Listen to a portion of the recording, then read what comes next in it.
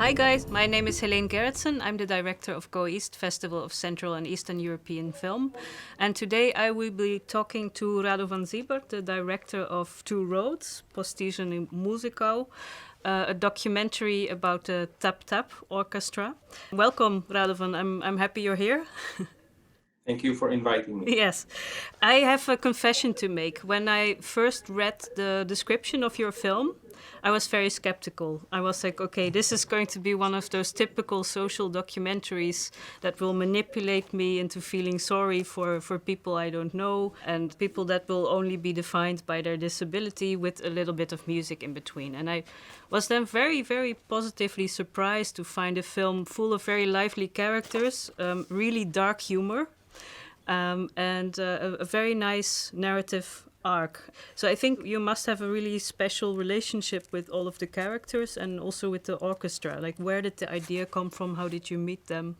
I'm glad that you got my point because I hate social documentaries on people with all sorts of challenges or handicaps because I don't want to feel sorry for anybody and they don't want us to feel sorry.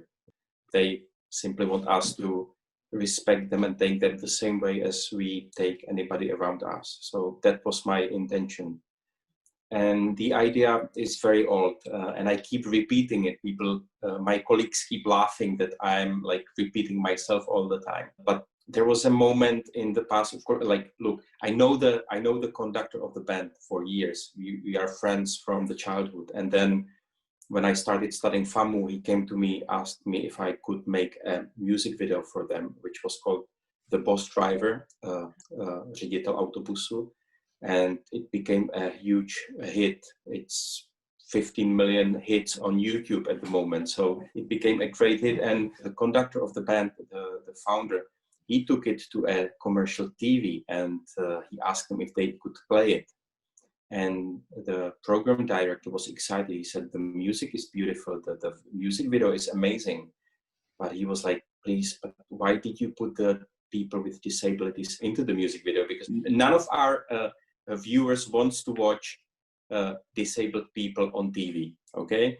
And there was a moment that we said, well, let's try to make a film about people with disabilities that people would like to watch. Okay, and that was the starting point. And then years passed, we didn't have time. I didn't know how to approach it. I was really, it took me quite a long time to realize how I wanted to make the film. Mm-hmm. Because as you said, I didn't want to make a film that we would feel sorry for people that we don't know. Yeah. And I didn't want to make a film that would be full of pity and full of bad feelings. And so how long did you shoot with the band? How much time did you spend with the characters? Because we see a lot of development with them, basically.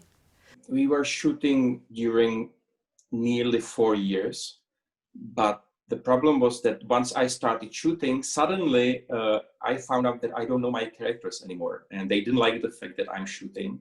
Mm-hmm. So it took nearly a year to persuade them.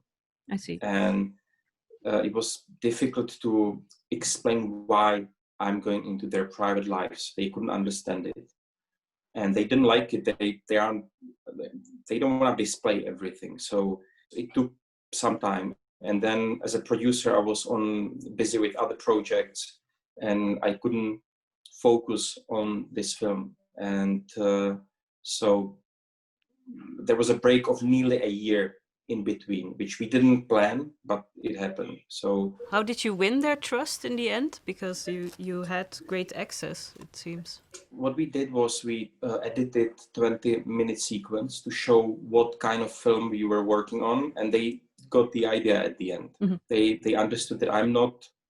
First of all, they were afraid that I am doing a promo film for the conductor of the band, and they didn't like it. They wanted me to be also trying to show his negative side, mm-hmm. which I hope is seen in the film as well. And once they got the point that I'm not making a film where people would feel sorry for them, then I think it slowly developed into being able to shoot them. Mm.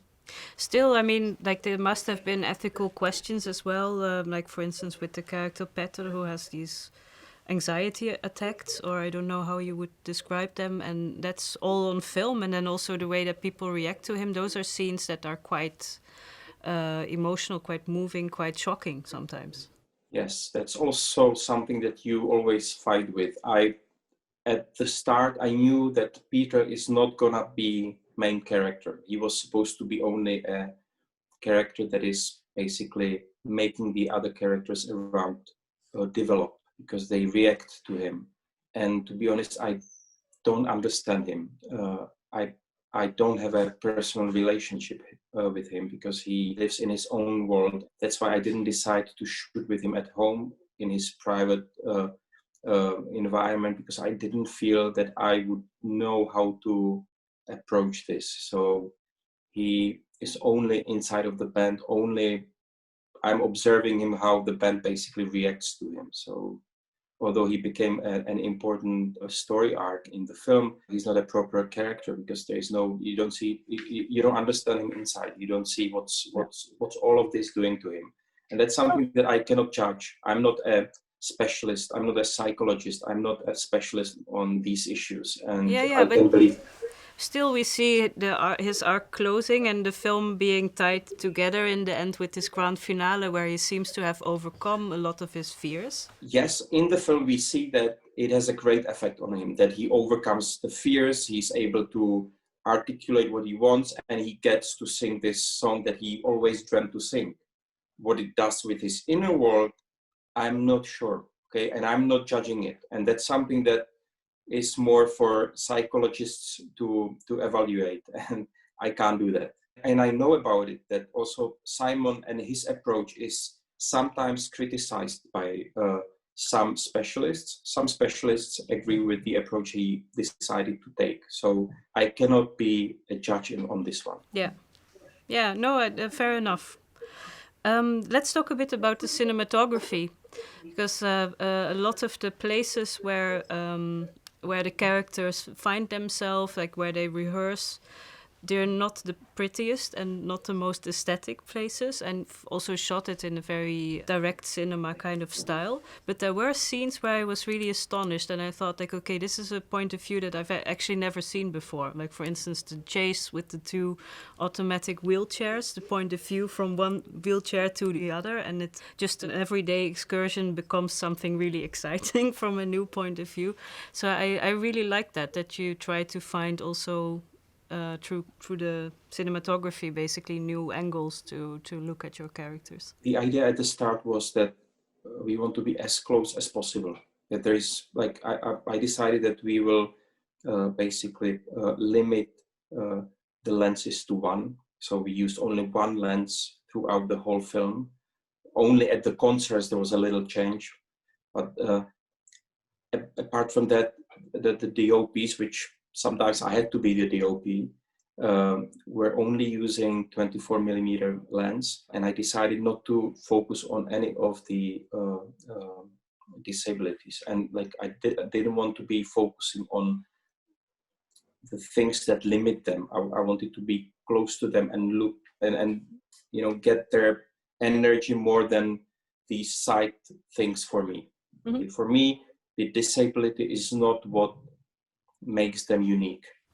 No, they're very dynamic characters, and when they're in a bad mood, it's also shown, and just the whole range is there. That's there in every person, I would say. There was something very interesting in your CV, which for me also explained a lot, which is that you are the co-producer of Touch Me Not by Adina Pintilia. Yes. And I saw some connection there, because there's not because there's also a character with disability in there, but because of the way this person is portrayed. It's a character who's very open about his sexuality and physical pleasure, who actually kind of insists that he as a human being has a right to that, even though that physically he's depending on other people, like, completely. Were you inspired by this film and maybe by Adina's way of working? It's interesting because I started this film before I started co-producing Touch Me Not. So it wasn't inspiration, but probably as a producer, and I tend to have a lot of control over the films that I also produce.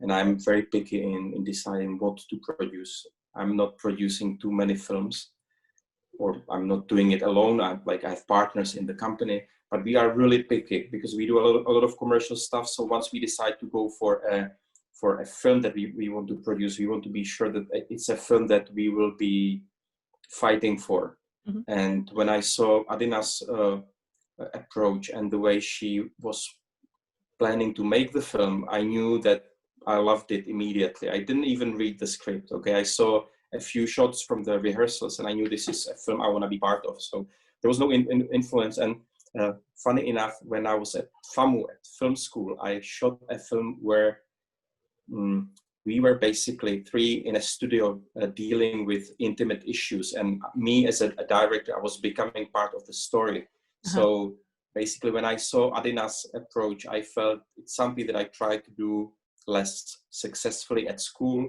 and I didn't continue with because I got discouraged after that film. So it's more that film that triggered me to go into Touch Me Not. And we are already working on a new film of Adina. We got supported by the Czech Film Fund, and there is going to be a new film. Excellent. When will it be ready? What is planned? Long time. Yeah. So, a lot of money, a long journey ahead. Yeah. Well, I think a key word is also Corona, which is kind of mixing up all of our plans. But it also made me think about the members of the Tap Tap band. These are people that rely on care by others, that are especially vulnerable in a pandemic like this. You have a pretty strict lockdown in the Czech Republic once again. How are they dealing with it? It's difficult for them. All their income is, or most of the income comes from playing at concerts with the band. Yeah. And of course, the concerts usually take place in summer. And this summer, it didn't really help them. So they haven't been playing for nearly a year, basically. A couple of exemptions, but the rest of the time they had to stay, and they have to stay home. They are, as you said, vulnerable. They are in the group that has to be protected because, of course, they get easily sick. They can catch it easily. And of course, it's difficult, and we are helping to raise some money to keep them survive. And I hope that also this helps. So if you want to support them, they have a website, www.thetaptap.cz, and they have a beautiful e-shop with beautiful t-shirts and stuff that you can buy. Okay, well, this is product placement that I will totally allow. I apologize for this product placement. No, it's fine. It's fine. And did they like the film? Yes, they did. They enjoyed it, and they actually keep enjoying it. Even Peter is enjoying it, and I think he likes the fact that he managed this song to sing, and that he became sort of a celebrity that he admires. So, I mean, the reception of the film was very positive. We opened at the Jihlava Film Festival last year. Yeah. We got audience award, and the reception was amazing. So, of course, the moment you see the reception, you see the people enjoying the film, then you start liking. But they also like the rough edits that I showed them. They didn't really have comments.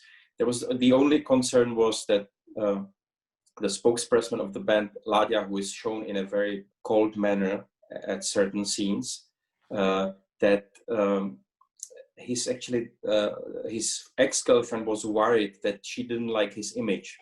Okay? The one that is sitting in front of him, that he is being really nasty to. That she was worried that we would show him in a bad light. Cleared that with Láďa, he was okay. He just said that he wouldn't like his mother to see it, but she did, and she didn't disinherit him, so he's fine. I thought it was a very nuanced portrayal, I must say. Just like a person who is moody sometimes, who's a bit cynical, and actually very caring and involved in other moments. So I wouldn't worry.